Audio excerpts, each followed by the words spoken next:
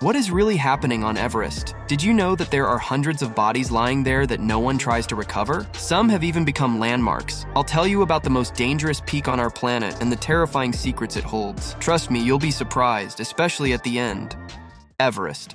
Climbing Everest is one of the most ambitious and dangerous adventures in the world of mountaineering. This mountain, also known as the Mountain of Death, attracts hundreds of climbers each year, eager to step onto its summit, but it comes with immense risk. The conditions here are extremely harsh. Thin air, extreme temperatures, and unpredictable weather make every climb a survival test. As experienced climber Alexander Abramov says, at an altitude above 26,000 feet, everyone is solely focused on their own survival, and moral dilemmas take a back seat. Yes, if you're climbing with friends, be prepared to be left behind at the first sign of trouble. This highlights the harsh reality of these climbs, where sometimes climbers are forced to make decisions based purely on self-preservation. For instance, the tragedy of English climber David Sharp, who died on the slopes of Everest in May 2006, is one of the most shocking events in mountaineering history. 42 climbers passed by the freezing Sharp, and no one helped him. This event sparked widespread debates about moral responsibility and ethics in extreme situations. The shocking part is that a crew from the Discovery Channel, instead of helping, interviewed the dying man without even trying to save him. That gave me chills.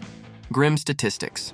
Everest is called Sagarmatha by locals, which translates to forehead of the sky, and in case you didn't know, it's located in Nepal, while Chomolungma is in Tibet. Since the exploration of Everest began in 1921 until today, about 327 people have died on this mountain. This number includes both climbers and hired Sherpas who became victims of numerous accidents such as falls, avalanches, oxygen equipment failures, frostbite, and exhaustion. While deaths on Everest have decreased thanks to improvements in equipment, training methods, and medical support, as well as the increase in commercial expeditions with a high percentage of Sherpa support, the mountain remains incredibly dangerous. How dangerous? Let me tell you. Statistics show that descending from the summit carries greater risks than the ascent. On the Nepalese side, from 1921 to 2023, there were 55 recorded deaths during descent and 15 during the climb. This highlights the dangers climbers face after reaching the summit when they are already exhausted and less focused. Most deaths are related to horrifying falls and avalanches. Of the 336 deaths recorded on the 4 main Everest routes, 78 were caused by avalanches, 75 by falls, and 46 by altitude sickness. A notable example of such incidents is the tragedy of 1996, when 8 people died in a single season. This event gained wide attention through John Krakauer's book, Into Thin Air. On Everest, there is a grim tradition. Bodies of fallen climbers remain on the slopes and often serve as markers for others. For instance, the body of a climber known as Green Boots has become one of these eerie landmarks for setting up camp.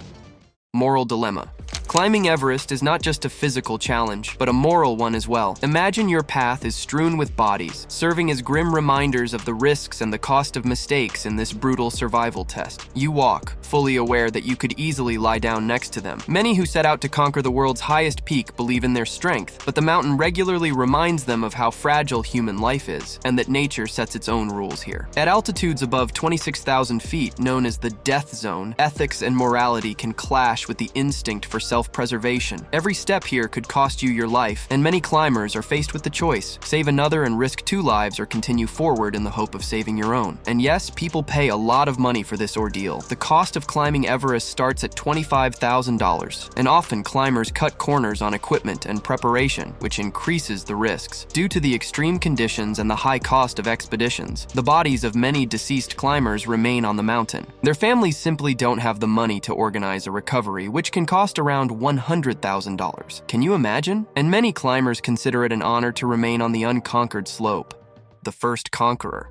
By the way, the body of the first conqueror of the summit still lies on one of Everest's slopes. It has not been officially proven whether George Mallory reached the summit before his death in 1924, but his attempt continues to inspire climbers to this day. George Mallory and Andrew Irvine were part of a British expedition to Everest. They left their last camp on June 8th and were last seen at an altitude of about 26,000 feet. After that, they disappeared into the clouds, and their fate remained unknown for many decades. Mallory's body was only discovered in 1990 1999 at an altitude of 26,700 feet on the north slope of Everest. The discovery of his body sparked numerous theories about whether the climbers had reached the summit. Mallory's body showed injuries consistent with a fall, and the damaged rope indicated he had been tied to Irvine, who has never been found. Mallory's body was missing the photograph of his wife, which he had planned to leave at the summit, possibly indicating he had reached the top, but there's no conclusive proof. The camera they took to photograph the summit also remains missing. George Mallory was one of the greatest climbers of his time, and his name will forever be linked to Everest, not only for his potential first ascent, but also for his famous response to why he wanted to climb the mountain. Because it's there. You have to admit, it sounds very romantic.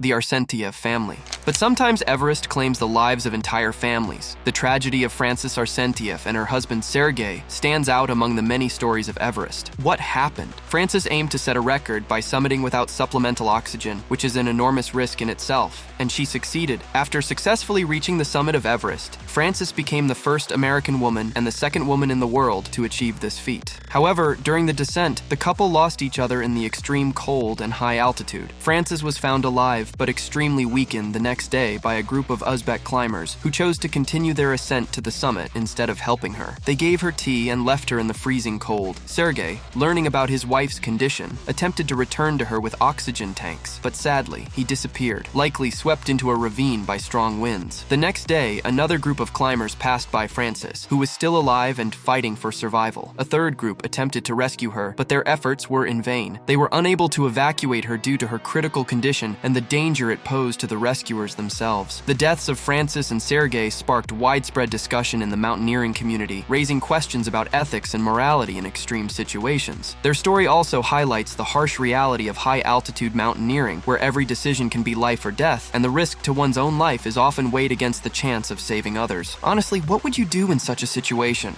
David Sharp.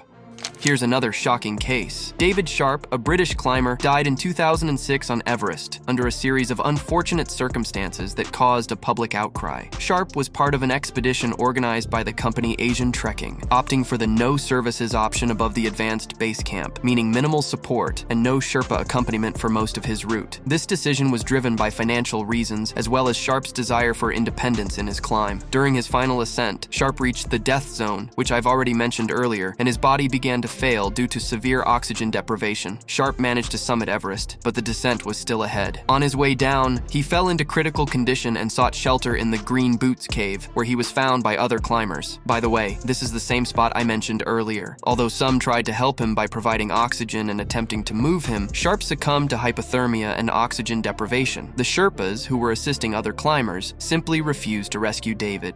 The Sherpas. Who are these people? Sherpas, the local population, often play the role of unseen but critical heroes on Everest. These mountain guides and porters from Nepal not only facilitate the climbs by ensuring safety and organizing logistics, but also conduct rescue operations. Most Everest expeditions would be impossible without their participation, including setting up ropes and camps along the route. As many climbers and experts note, Sherpas play a key role in the logistics and safety of climbs. They often risk their lives to ensure the success of clients who are often far less prepared for the physical and psychological challenges of such an extreme ascent. Sherpas are typically well paid by local standards, but this work comes with great risk. Tragic incidents where Sherpas die or are seriously injured during expeditions highlight the dangers associated with their jobs. This also sparks debates about the moral and ethical aspects of commercial climbing's dependence on their efforts. Simply put, these guys help and save only those who have paid them. If someone from their group is in trouble and it's covered by the tour costs, they'll get that person down. But if it's another climber, they'll pass by. And it's a tricky situation because they can't abandon their clients to go around rescuing everyone for free. Lately, issues regarding Sherpa safety and working conditions have been increasingly raised in the global community, highlighting the need to improve their working conditions and enhance their protections.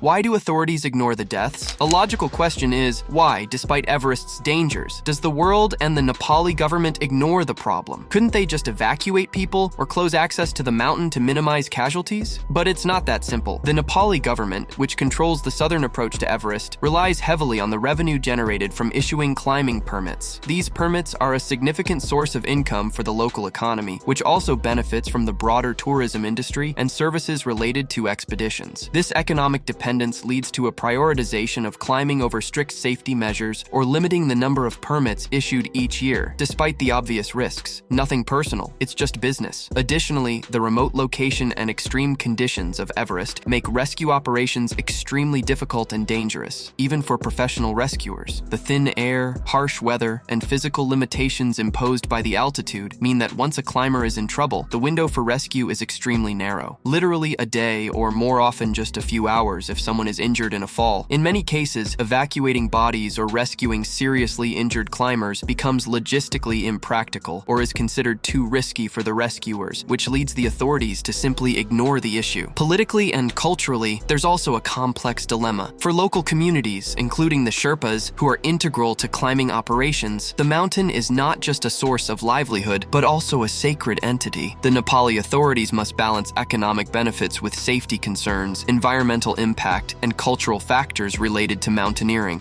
Mysteries of Everest. But let's talk about the mystical side of Everest. There's a reason Sherpas worship this peak as if it were a true deity. Mount Everest is not only surrounded by dangers, but also by mystical theories. One of the creepiest is the suggestion of the curse of Everest. It's believed that the souls of climbers who perished on the mountain remain there, causing paranormal activity. Researchers and climbers have reported strange sounds, visions, and even the sensation of someone's presence, especially in the high, perilous zones where survival is barely possible. That's why people get lost just a few yards away from each other. They're blinded by a paranormal force. Spooky, right? Another intriguing theory is the third man phenomenon. In extreme exhaustion and isolation, some climbers feel as though someone invisible is walking beside them, helping them push forward. This phenomenon might be connected to the spirits of those who died on Everest, who are trying to help the living reach the summit or descend to safety. There's also a grim theory about the dead body eater, an unidentified creature or natural phenomenon that's responsible for the disappearance of the bodies of the deceased. It's believed this entity takes the remains to unknown parts of the mountain, making them invisible to future expeditions. Though it's a strange theory, as plenty of remains are clearly visible. Moreover, many climbers report seeing mysterious lights on Everest slopes at night. Some speculate this could be bioluminescence from rare species of plants or animals, while others believe it's supernatural. These theories and legends add to Everest's mystique and mystery, reinforcing its status not just as the highest point on Earth, but also as a place full of mysterious and unexplained phenomena. You have to admit, all of this sounds terrifying. The extreme cold, the difficult ascent, and hundreds of bodies around. It's something not everyone can handle. Do you agree? Share your thoughts in the comments, subscribe to the channel, and give a thumbs up. And if you enjoy interesting stories, can write scripts, edit, or narrate videos, check out the Telegram bot linked in the description. I'd love to collaborate with you. Thanks for watching, friends.